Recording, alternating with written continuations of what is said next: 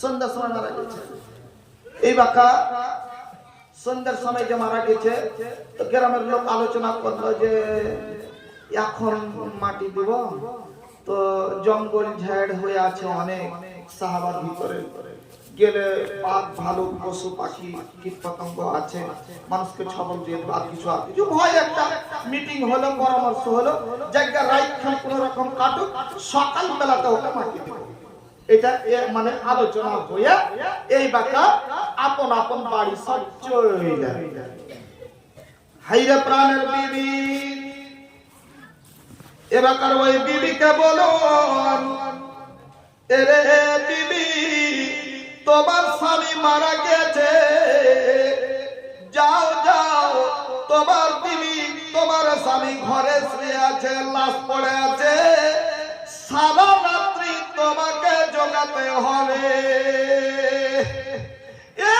আমার মায়েরা ভাইরা বন্ধুরা, লাশ যখন হয়ে যায় এত ভয়ঙ্কর হয়ে যায়, এত ভয়ঙ্কর হয়ে যায়, এত দেখে ভয় হয়ে যায়।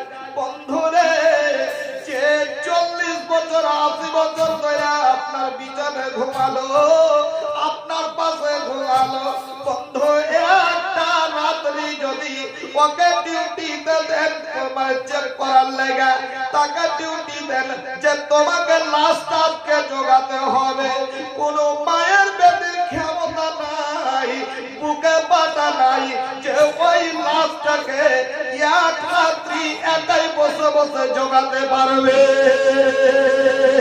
বন্ধুরে আমার, বাবারা আমার, ধনের আমার, আল্লাহর নবী দয়ার নবী আমার বলছে, তাড়াতাড়ি করে আত্মীয় স্বজন পাড়া প্রতিবেশী ওকে কবরে দেওয়ার ব্যবস্থা করবে। পাড়া প্রতিবেশী কবরে দেওয়ার ব্যবস্থা করে দেওয়া হলো। নবী আমার বলছেন, হাদিসটা শোনো, হযরতে আনাস বিন মালিক হচ্ছেন হাদিসটার রাবী। নবী আমার বলছেন, ওয়া আন আনাস ইবনে মালিক রাদিয়াল্লাহু তাআলা আনহু ক্বালা ক্বালা রাসূলুল্লাহ সাল্লাল্লাহু আলাইহি ওয়াসাল্লাম, ইন্নাল আবদা ইযা ওযআ ফি কবরিহি ওয়া তাওয়াল্লা আনহু আসহাবুহু।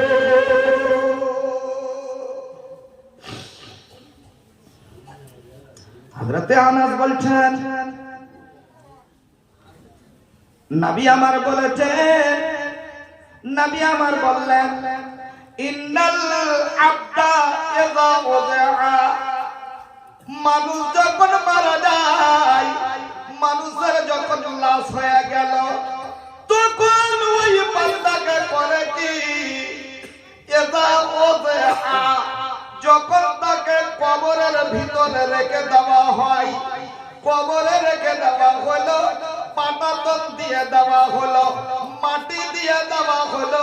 বন্ধুরে, কাঁধে করে যখন আপনাকে বাড়ি থেকে বের করা হলো, যত দেশের বন্ধু বান্ধব আছে, আত্মীয় স্বজন, সবাই আপনার পিছনে পিছনে যেতে লাগলো।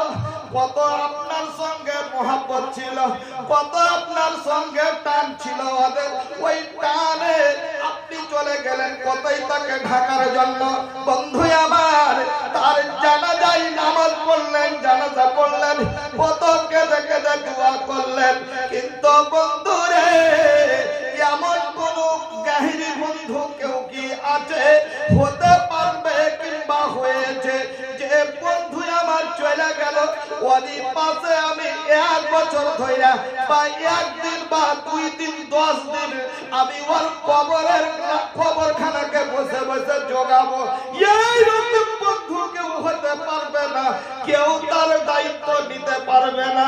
বাপজান, নবী আমার বলছেন, তাকে পাটাতন দিয়ে দেওয়া হলো, ঢেকে ঢুকে দোয়া দুরূদ কইরা ওইখান থেকে আপন আপন, নবী বলছেন, ওয়া তাওয়াল্লা আনহু আসহাবুহু, যত আপনার বন্ধু বান্ধব ছিল, বন্ধু সব আপন আপন বাড়ি যেতে আরম্ভ করে দিবে।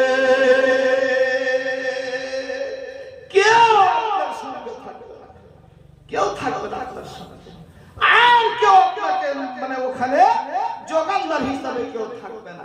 নবী বলছেন ওয়াতাওয়াল্লা আনহু আসহাবুহু, আপনার আত্মীয় স্বজন আপন আপন বাড়ি যেতে আরম্ভ করে দিয়েছে।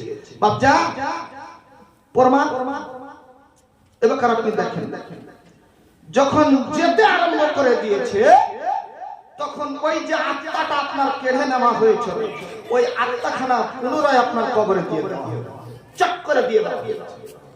যেমনই লোক ফিরিয়ে যেতে লেগেছে তখনই আপনার কবরের ভিতরে ওই আত্মাটাকে পুনরায় দিয়ে দেওয়া হয়েছে, দিয়ে দেওয়া হলো।